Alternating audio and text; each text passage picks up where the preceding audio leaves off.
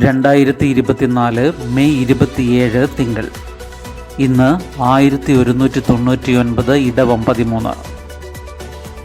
വാർത്തകൾ വായിക്കുന്നത് ജി രവി. ആശുപത്രിയിലെ തീപിടുത്തം, മരിച്ചത് നവജാത ശിശുക്കൾ. ദുരന്തം ഡൽഹി വിവേക് വിഹാറിൽ ആശുപത്രി ഉടമയടക്കം 2 പേർ അറസ്റ്റിൽ. അപകട വ്യാപ്തി കൂട്ടി ഓക്സിജൻ സിലിണ്ടറുകളുടെ പൊട്ടിത്തെറി. കിഴക്കൻ ഡൽഹിയിലെ വിവേക് വിഹാറിൽ കുട്ടികളുടെ ആശുപത്രിയിലുണ്ടായ തീപിടുത്തത്തിൽ 7 നവജാത ശിശുക്കൾ മരിച്ചു. ശനിയാഴ്ച രാത്രി 11:30 the baby care newborn ആശുപത്രിക്കും തൊട്ടടുത്ത കെട്ടിടത്തിനും തീപിടിച്ചത്. ഓക്സിജൻ സിലിണ്ടറുകൾ പൊട്ടിത്തെറിച്ചത് അപകടവ്യാപ്തി കൂട്ടിയെന്നാണ് പ്രാഥമിക നിഗമനം. തീയും പുകയും മൂലം ശ്വാസം മുട്ടിയാണ് കുഞ്ഞുങ്ങളിലേറെ പേര് മരിച്ചത്. കുഞ്ഞുങ്ങൾക്കുള്ള ICUവിലായിരുന്നതിനാൽ ഇവർക്കൊപ്പം അമ്മമാരുണ്ടായിരുന്നില്ല. 5 കുഞ്ഞുങ്ങളാണ് ചികിത്സയിലുള്ളത്. 1 കുഞ്ഞിൻ്റെ നില ഗുരുതരമാണ്. അപകടം നടന്നയുടൻ ആശുപത്രി ജീവനക്കാർ കടന്നുകളഞ്ഞു. പോലീസും അഗ്നിരക്ഷാസേനയും പരിസരവാസികളും ചേർന്നാണ് കെട്ടിടത്തിൻ്റെ പിൻവശത്തുള്ള ജനലിലൂടെ കുഞ്ഞുങ്ങളെ പുറത്തെത്തിച്ചത്. ഒളിവിൽ പോയ ആശുപത്രി ഡയറക്ടർ ഡോക്ടർ നവീൻ കിച്ചിയെ വൈകുന്നേരത്തോടെ അറസ്റ്റ് ചെയ്തു. ശനിയാഴ്ച ഡ്യൂട്ടിയിലുണ്ടായിരുന്ന ഡോക്ടർ ആകാശും അറസ്റ്റിലായി. നരഹത്യ ഉൾപ്പെടെയുള്ള വകുപ്പുകൾ ചുമത്തിയാണ് കേസ്. ആശുപത്രിയോട് ചേർന്ന് നിൽക്കുന്ന വൈദ്യുതി പോസ്റ്റിൽ നിന്നാകാം തീ പടർന്നതെന്ന് അഗ്നിരക്ഷാസേന അറിയിച്ചു. പുറത്തു നിർത്തിയിട്ടിരുന്ന ഒരു വാഹനവും കത്തിനശിച്ചു. ദാരുണ സംഭവത്തിൽ രാഷ്ട്രപതി ദ്രൗപദി മുർമുവും പ്രധാനമന്ത്രി നരേന്ദ്രമോദിയും ദുഃഖമറിയിച്ചു. മരിച്ച കുഞ്ഞുങ്ങളുടെ കുടുംബങ്ങൾക്ക് പ്രധാനമന്ത്രിയുടെ ദേശീയ ദുരിതാശ്വാസ ഫണ്ടിൽ നിന്ന് 2 ലക്ഷം രൂപ വീതവും പരിക്കേറ്റവർക്ക് 50,000 രൂപ വീതവും നൽകും. അന്വേഷണത്തിന് Delhi lieutenant governor VK Saxena chief സെക്രട്ടറിക്ക് നിർദ്ദേശം നൽകി. കുറ്റക്കാർക്ക് കടുത്ത ശിക്ഷ നൽകണമെന്ന് ഡൽഹി മുഖ്യമന്ത്രി അരവിന്ദ് കെജ്രിവാൾ ആവശ്യപ്പെട്ടു. രാജ്കോട്ട് തീപിടുത്തം, മരണം 27. ഗുജറാത്തിലെ രാജ്കോട്ടിൽ ശനിയാഴ്ച ഗെയിമിംഗ് കേന്ദ്രത്തിലുണ്ടായ തീപിടുത്തത്തിൽ മരണം 27ആയി. ഇവരിൽ 4 പേർ 12 വയസ്സിൽ താഴെയുള്ള കുട്ടികളാണ്.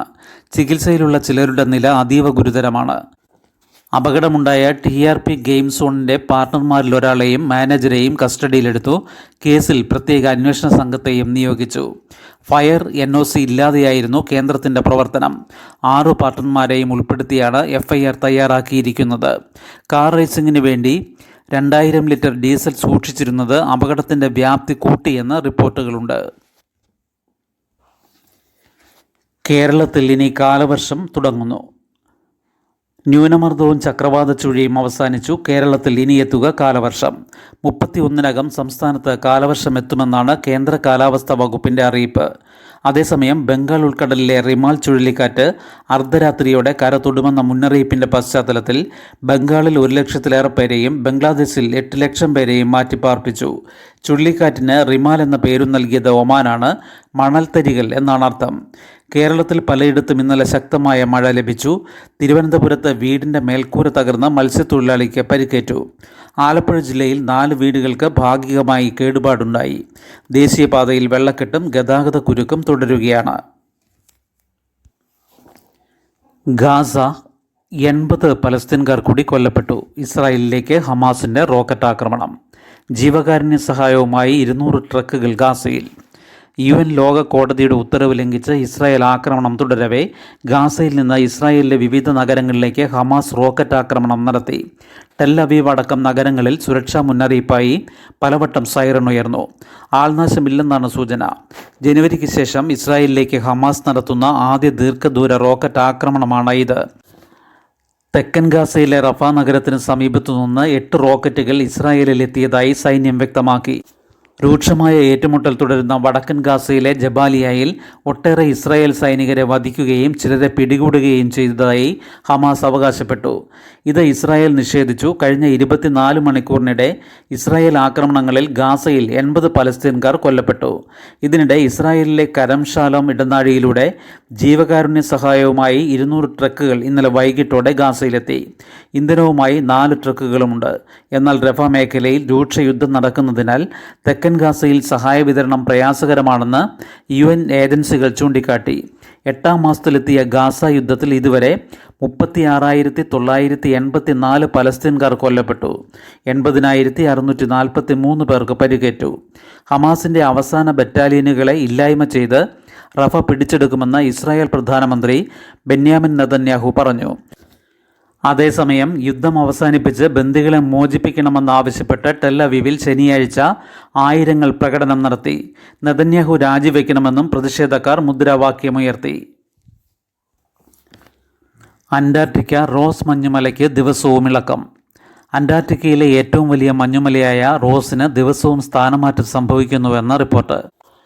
ആഗോളതാപനം മൂലം മഞ്ഞുമല ഉരുകുന്നതിൻ്റെ വേഗം വർദ്ധിക്കുന്ന സമയത്ത് ഇതിന് സ്ഥാനമാറ്റമുണ്ടാകുന്നത് ഗുരുതരമായ പ്രത്യാഘാതമുണ്ടാക്കുമെന്ന് വാഷിംഗ്ടൺ സർവകലാശാല നടത്തിയ പഠനത്തിൽ പറയുന്നു. അന്റാർട്ടിക്കയിലെ കൂറ്റൻ മഞ്ഞുമലകൾക്ക് ഇടയ്ക്കിടെ സ്ഥാനമാറ്റം സംഭവിക്കാറുണ്ട്. കടലിലേക്കുള്ള മഞ്ഞുകട്ടകളുടെ പ്രവാഹമാണ് മഞ്ഞുമലകളുടെ സ്ഥാനമാറ്റത്തിന് കാരണം. ഇത്തരം പ്രവാഹങ്ങൾ മൂലം ദിവസത്തിൽ ഒരിക്കലെങ്കിലും റോസ് മഞ്ഞുമലയുടെ സ്ഥാനം മാറുന്നുവെന്നാണ് പഠനം തെളിയിക്കുന്നത്. ദിവസത്തിൽ 1-2 തവണ 6 മുതൽ 8 സെൻറ്റിമീറ്റർ വരെ ദൂരത്തേക്ക് ഈ മഞ്ഞുമല തെന്നിമാറും.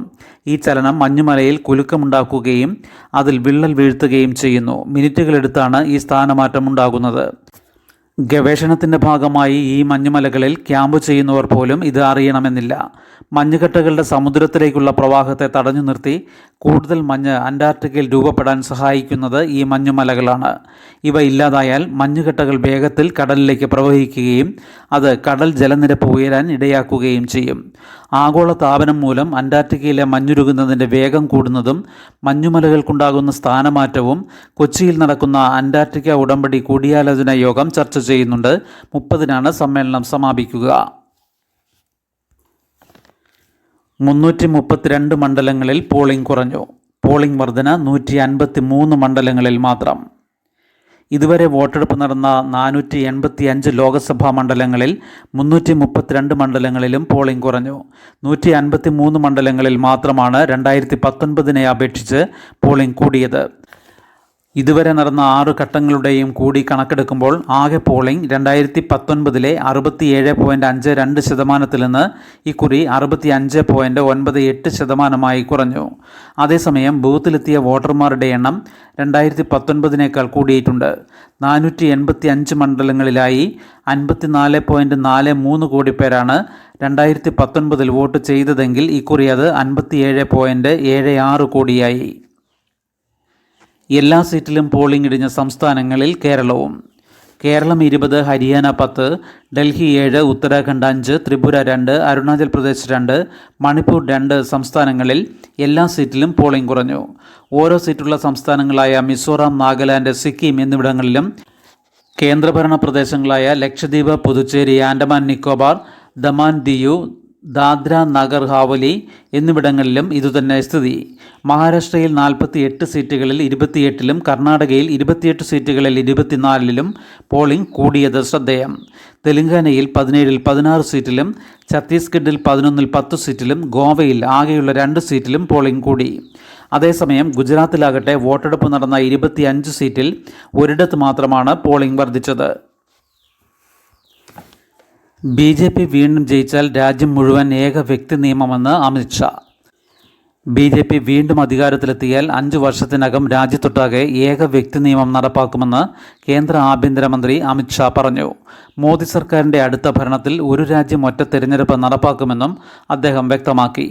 ഭരണഘടനാ ശില്പികൾ പാർലമെൻറ്റിനെയും സംസ്ഥാന നിയമസഭകളെയും ഏൽപ്പിച്ച ഉത്തരവാദിത്വമാണ് ഏക വ്യക്തി നിയമം. ഉത്തരാഖണ്ഡിൽ പരീക്ഷണാടിസ്ഥാനത്തിൽ നടപ്പാക്കിയ വ്യക്തി നിയമം സംബന്ധിച്ച് വിശദമായ ചർച്ച ആവശ്യമാണ്. മതനേതാക്കളുടെ അഭിപ്രായവും തേടേണ്ടതുണ്ട്. നിയമത്തിനെതിരെ ആരെങ്കിലും കോടതിയെ സമീപിക്കുമെന്ന് ഉറപ്പാണ്. അപ്പോൾ കോടതിയുടെ അഭിപ്രായവും വരും. അതിനുശേഷം പാർലമെൻറ്റും നിയമസഭകളും ഗൗരവമായി ആലോചിച്ച് നിയമം പാസ്സാക്കണമെന്ന് അമിത്ഷാ പറഞ്ഞു. പകൽ കേന്ദ്രങ്ങൾ ഇനി സായം പ്രഭ ഹോം കെയർ ഗിവർ സേവനവും ലഭ്യമാക്കും. സാമൂഹിക നീതി വകുപ്പിന് കീഴിൽ തദ്ദേശ സ്ഥാപനങ്ങൾ നടത്തുന്ന വയോജന പകൽ പരിപാലന കേന്ദ്രങ്ങൾ പേരുമാറി സായം പ്രഭ ഹോമുകളായി മാറും. പകൽ സമയങ്ങളിൽ വയോജനങ്ങൾ നേരിടുന്ന ഒറ്റപ്പെടൽ, വിരസത, സുരക്ഷയില്ലായ്മ തുടങ്ങിയ ശാരീരികവും മാനസികവുമായ പ്രശ്നങ്ങൾക്ക് പരിഹാരമെന്ന നിലയിൽ ആരംഭിച്ച പകൽ പരിപാലന കേന്ദ്രങ്ങൾക്കാണ് പേരുമാറ്റം. സായം പ്രഭ ഹോമുകളായി മാറുന്നതോടെ നിലവിലെ സൗകര്യങ്ങൾക്ക് പുറമെ കെയർ ഗിവർമാരുടെ സേവനം, പോഷകാഹാരം നൽകൽ, യോഗ, മെഡിറ്റേഷൻ, കൗൺസിലിംഗ്, നിയമസഹായം, വിനോദോപാധികൾ തുടങ്ങിയവ ഏർപ്പെടുത്തും. ഈ പദ്ധതിയുടെ പ്രവർത്തനങ്ങൾക്കായി 1.41 കോടി രൂപ അനുവദിച്ചു. ഫണ്ട് അനുവദിക്കണമെന്ന സാമൂഹിക നീതി ഡയറക്ടറുടെ ശുപാർശ പരിഗണിച്ചാണ് സർക്കാർ നടപടി. ശുഭദിനം. നന്ദി.